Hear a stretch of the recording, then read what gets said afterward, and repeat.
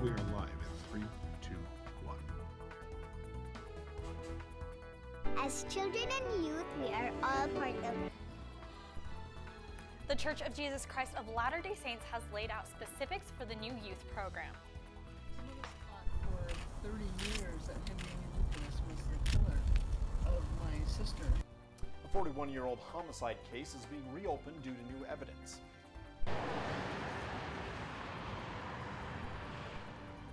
Utah's Department of Transportation is scoping out where they could put a new access point ramp to I-15 between Spanish Fork and Springville. Welcome to NewsLine. It's Monday, November 18th. I'm Savannah Hegerhorst. And I'm Chris Jacobs. Utah's Department of Transportation is currently planning and collecting data for adding an interchange to I-15 between Springville and Spanish Fork. NewsLine reporter Kyle Perry is live near I-15.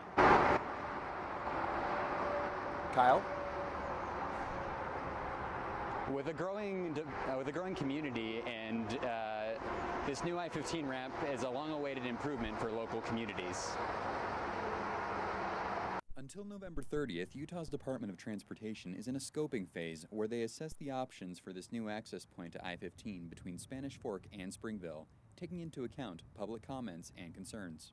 So we're looking at a new interchange in between those two locations to try to help provide another access point to and from I-15 for northern Spanish Fork, for Mapleton, and for Springville. So it's an existing bridge, and the roadway is right on the border of Springville and Spanish Fork. So it's 2,700 north in Spanish Fork and 1,600 south in Springville. These plans are going forward now after recent population growth in both cities and expected population growth in the future. So they're building up like all these new businesses out there. Like they've put in a new Walmart in Springville, or in Spanish Fork, new Walmart in Spanish Fork, and the new hospital that they're putting in. All of these things are only accessible from the interstate through that US 6 exit. A new I-15 access point also means less traffic for 400 South in Springville and US 6 in Spanish Fork. US 6 gets pretty packed, and I mean, Spanish Fork and Mapleton both keep growing, and as they do, it just kind of gets more and more busy, kind of a little bit more scary every time you go there. Part of this planning phase has multiple opportunities for public involvement. The public meeting about scoping or assessing took place last Thursday, and there will be a presentation of the alternative plans and the draft for the environmental impact statement. The upcoming environmental topics for the new ramp will be a big deal for everyone, and especially local farmers. These presentations will be available at future public meetings. There are also resources available online at udot.utah.gov to stay aware of updates and the schedule for this project. Thanks so much, Kyle. A small plane crashed on I-15 in Weber County yesterday. Utah Highway Patrol say that the plane hit a billboard and then crashed on the side of the highway near Roy. The two men traveling in the plane were both seriously injured, and a car driver who stopped and tried to help suffered from minor injuries as well. All three were taken to the hospital. I-15 southbound is cleaned up and now open for traffic.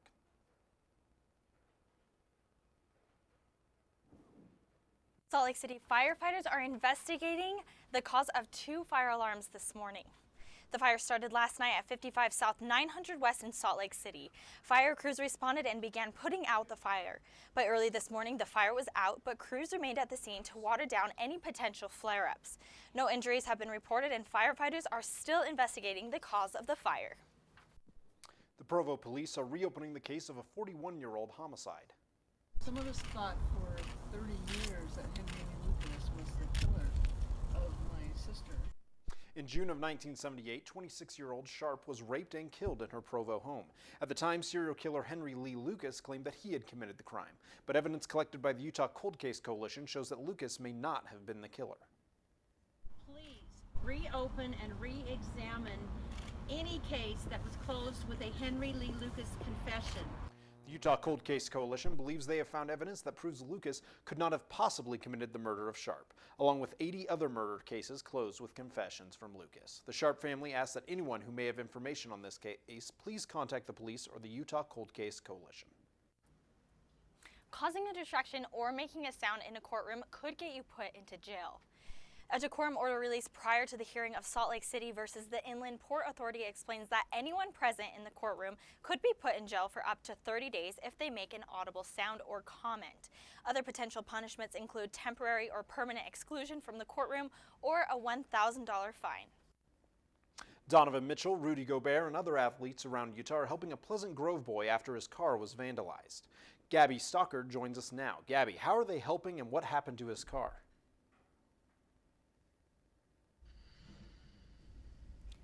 Vandalism has been an issue for the Holdaway family, with the most recent offense including Pleasant Grove High School junior Luke Holdaway's car covered in manure.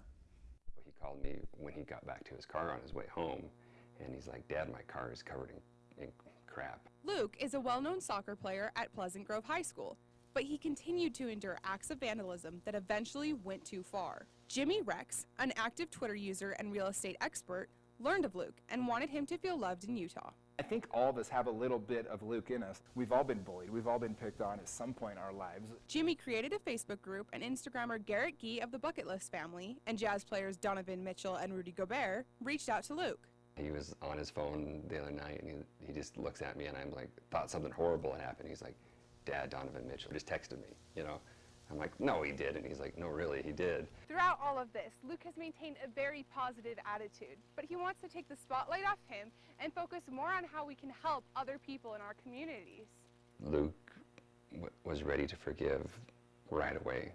As a father, that makes you really happy, but it also reminds you people make mistakes, and when they make mistakes, if we can forgive, we should. The lesson learned, as Jimmy said, is that 2 kids acting as bullies don't define a community, but rather 2,000 people that have stepped in to correct their error does. The power of the collaboration of people coming together is just a message of love that's always needed more and more. Moving forward and into the holiday season, the hope is to better love one another. Look for opportunities to serve, and get out of our comfort zone a little bit and put some effort out there, and magical things kind of come about. In December, Pleasant Grove High School will be holding a party to fight bullying and spread love. More information will be available on the Facebook group Friends of Luke Holdaway. Thanks, Gabby. 3 adults and 2 minors are arrested after allegedly stealing at least $10,000 worth of electronics at Walmart stores. The suspects Desmond Hodo, Muriel Edgar, and Joaquin McElroy were booked into the Utah County Jail for suspicion of 2nd and 3rd degree felony theft charges. The men are believed to have distracted the clerks to be able to steal the equipment at several Utah Walmart stores, including Saratoga Springs and South Jordan. All 3 men are from Flint, Michigan. Scam alert. Scammers are using a fake email address similar to Salt Lake City Sheriff's Rosie Rivera to get your money. Salt Lake City County office says the scam email will be from a Gmail account, while a sheriff's email always ends with sclco.org or upsdl.org. If you are contacted by someone claiming to be an officer of the Salt Lake Sheriff officials and requesting money, it is a scam. Contact your local police department and report it. Seasonal fire restrictions are now extended by 1 month thanks to record fire damage in central and southern Utah. The State Department of Natural Resources says the dry conditions and problems controlling wildfires have made for unusual fire behavior in November. The department is banning debris burning without a permit in unincorporated areas before December 1st. The ban also applies to Juab, Millard, Paiute, Sanpete, Sevier, Wayne, Beaver, Iron, Washington, Garfield, and Kane counties. Angels Landing is closed today because a large rock tumbled onto the trail. The National Park Service says the following areas will stay closed until they move the rock: the chain section, climbing routes, and all areas below the fallen rock. Zions National Park is asking visitors to stay away from Angels Landing for their safety and let park officials focus on the repairs. The NPS is hoping to reopen the trail on Friday.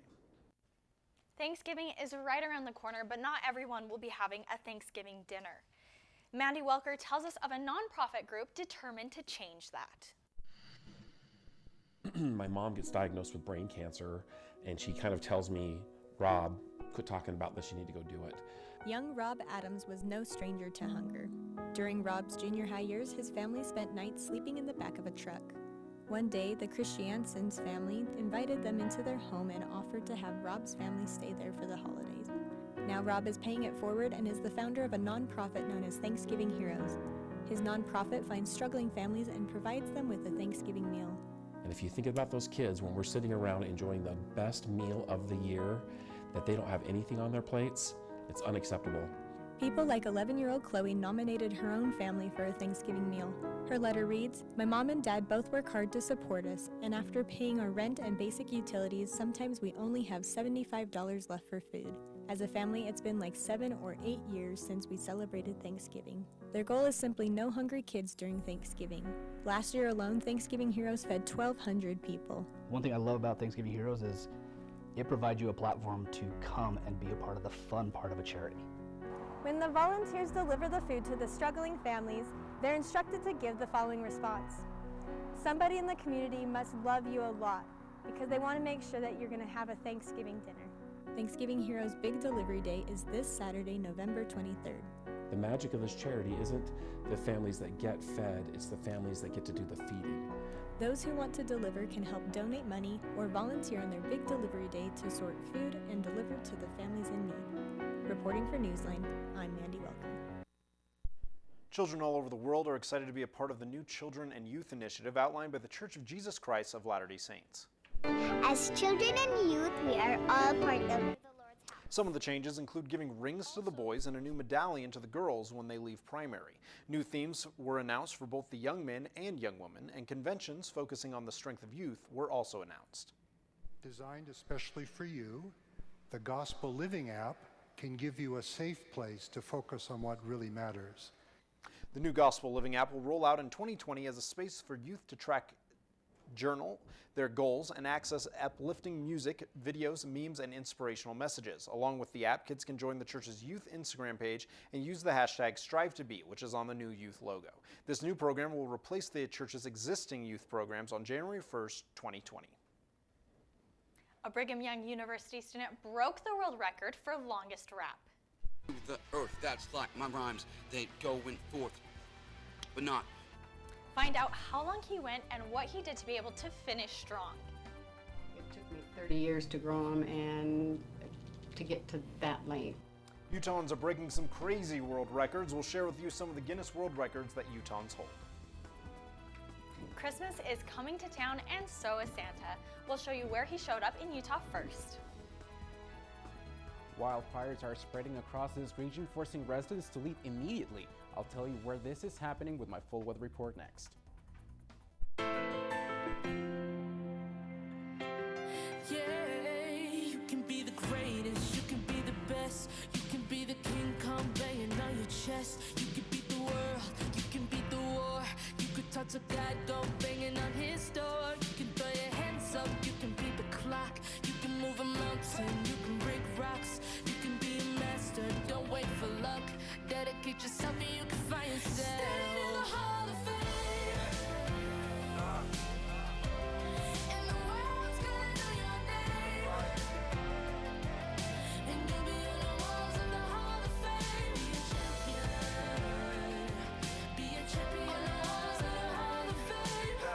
Be students, be teachers, be politicians, be preachers. Yeah, yeah.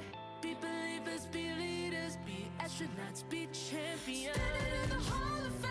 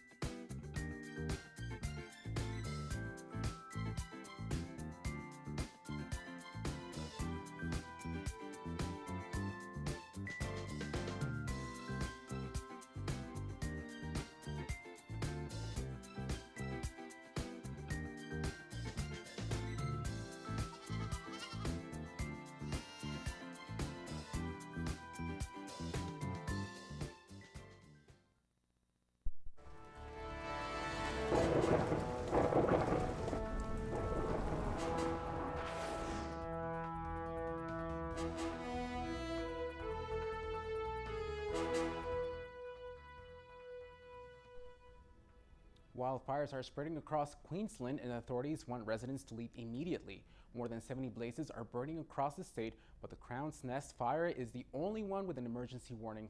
The fire emerging facing Queensland won't be over for weeks, according to the acting fire commissioner, who says it will take a heavy dose of rainfall to get more than 70 blazes under control. Now back here in Utah, current temperature is 50 degrees and mostly sunny. We're still seeing some haze up in the air, but things will be changing in a couple of hours actually. So right now we're not seeing a whole lot. Most of the day is going to be sunny and clear, but within the next 24 hours things are changing, and this is why. We have these two right here making their way into our valley, and they'll be bringing some rain finally tomorrow in southern Utah, which will be breaking that dry spell for over 153 days of no rain. And then by Wednesday, up here in the north, we'll be seeing some rain as well. Thursday, we'll be seeing a mix of rain and snow, and then it'll clear out by the weekend. Our highs and lows for today, Logan 57, 34, Salt Lake 60, 41, Vernal 52-29, Richfield 64-31, and Warm St. George 74-48. Our 5-day forecast for southern Utah. Here it is, folks. All that rain that's badly needed. Tuesday, Wednesday, and Thursday. And then by the weekend, they'll be seeing some sunshine again back in southern Utah. Highs in the 60s and 50s, lows in the 30s. And then our 5-day forecast for northern Utah. Here's that rain on Wednesday. Thursday, that mix of rain and snow. And then by the weekend, again, we'll be seeing some sunshine. Highs in the 40s, lows in the 20s. So it looks like it's going to be a chilly weekend, but sunny. Germans and Americans with German heritage come together and strive for unity for Germans' National Day of Remembrance to honor fallen soldiers. Amy Hamilton went to the event in Salt Lake City. Amy?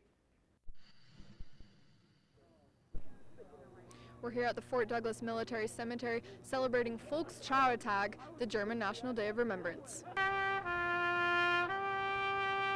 Enemies turned allies. Color guard salute. Germans and Americans came together to celebrate the German National Day of Remembrance. Former enemies can become great friends. Dozens gathered to commemorate and mourn the 41 German prisoners of war from World War I to World War II, buried right here in Utah. But it is much more. The commemoration has been expanded and includes many more occasions that is violent oppression because of race, religion.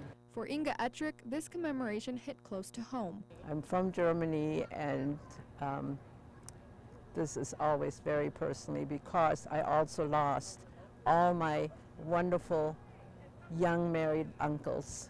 Makes me very sad too. Not only was this a day of commemorating lost lives, but November 9th marked the 30th anniversary of the fall of the Berlin Wall. It stood as a great separator, separating not only peoples and families, but also as an attempt to separate and limit mindsets and beliefs. Germans and Americans both recall the day the literal and symbolic separation came down. And when that wall came down, hallelujah. 30 years ago, the impossible became reality. Moving forward, the speakers, including Elder Dieter F. Uchtdorf, shared messages of peace and hope for individuals and nations alike. We can and we should be a people of peace and reconciliation. In addition to these hopeful words, speakers also recognized other late soldiers from all other nations around the world. Although this is a German holiday, the event here in Salt Lake City has been running for the last 42 years, and they plan on hosting it for years to come. Reporting for NewsLine in Salt Lake City, I'm Amy Hamilton. Thanks, Amy. A BYU student broke a Guinness World Record this past weekend, and NewsLine reporter Taylor Hansen was there to see it. Taylor, what was the energy like? The environment was surprisingly calm, as Joshua Palmer, also known as G. Mingus, set out to break the world record for the longest rap marathon.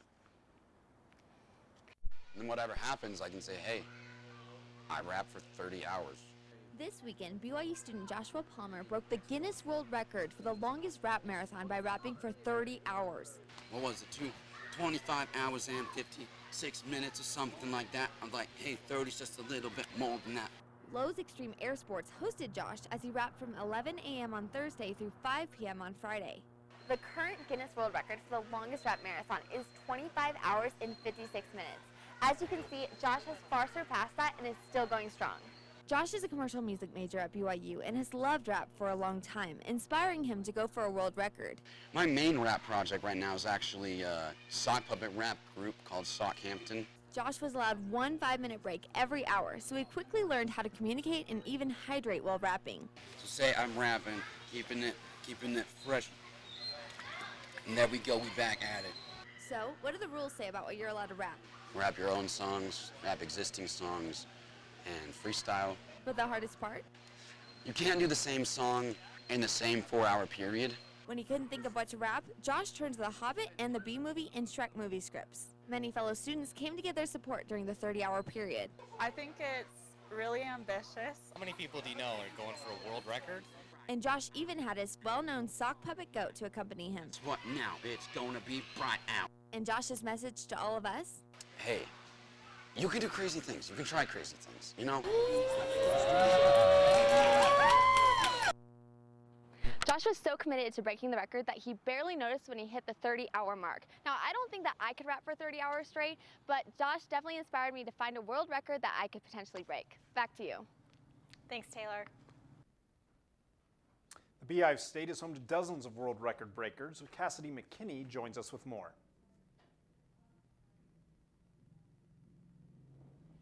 That is right.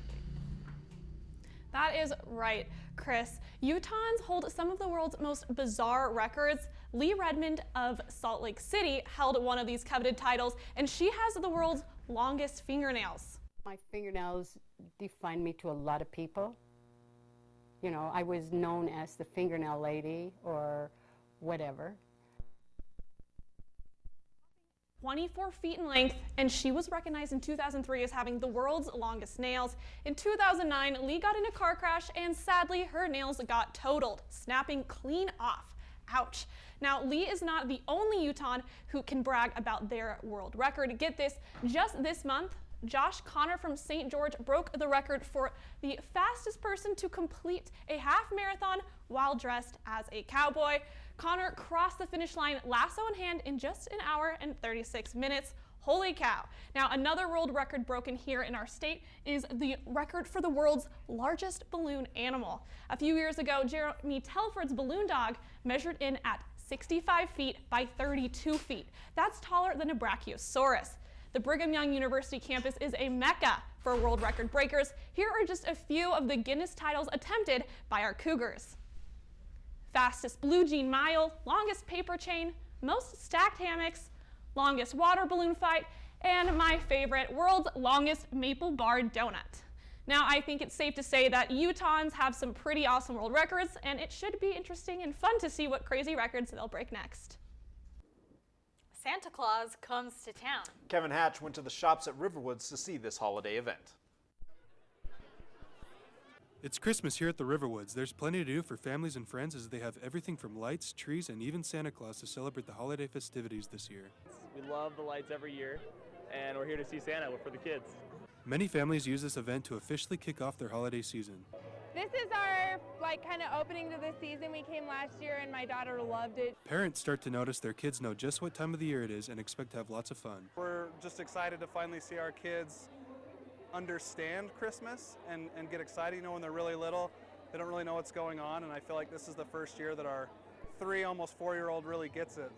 While there are many things to do during the holiday season, the lighting of the Riverwoods and first visit from Santa Claus has become a tradition for many families. Our family comes every single year to see the lights turned on and to see Santa when he first comes. The big attention grabbers are obviously the lights and Santa, but there is plenty more to do, such as shopping for Christmas presents in the holiday-themed shops and taking pictures by the Christmas trees and ice sculptures.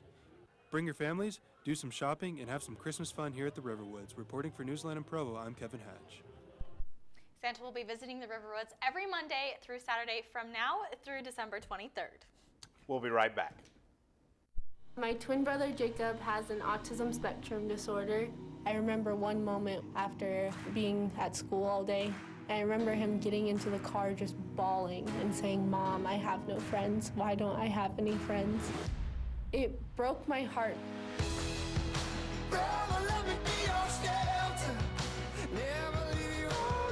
That was the moment when I realized that I needed to do something about this. I needed to make a difference in his life. And I knew that if I could help him find a friend, I could help teach other people that including people with differences is the right thing to do.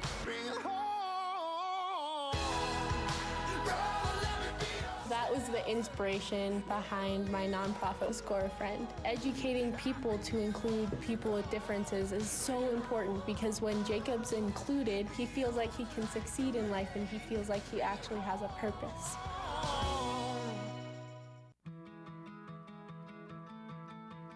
There was a time in my life where I was extremely homesick. I decided that I needed a pet.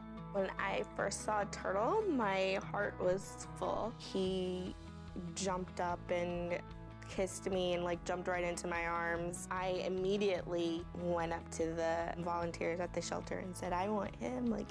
He's gotta come home with me. No, anything but lonely. Every day with Turtle is a perfect day and keeps me company when I'm doing schoolwork. I like it when he jumps up on the table too.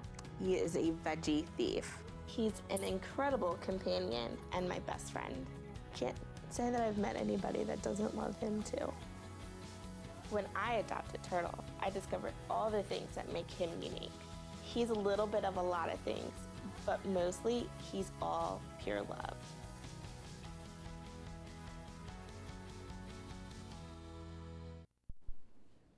BravoCon's Andy Cohen made an exciting announcement on Saturday, November 16th.